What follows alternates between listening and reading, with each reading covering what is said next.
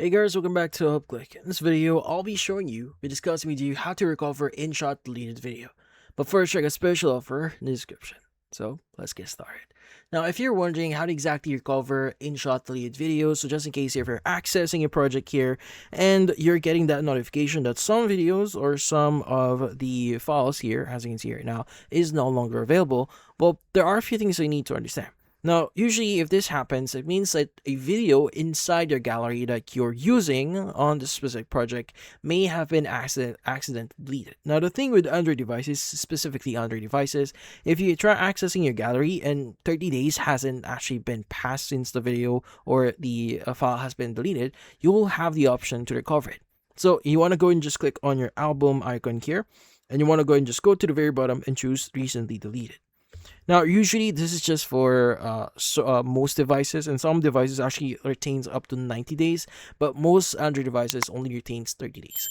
So in this case, you want to go and look for the actual video here that you may have deleted.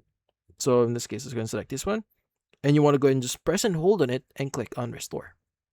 Now, once you've done this, you want to go ahead and just exit this page, and you want to go ahead and go back to Inshot. It's going to go back. Let's go and just reopen the project here.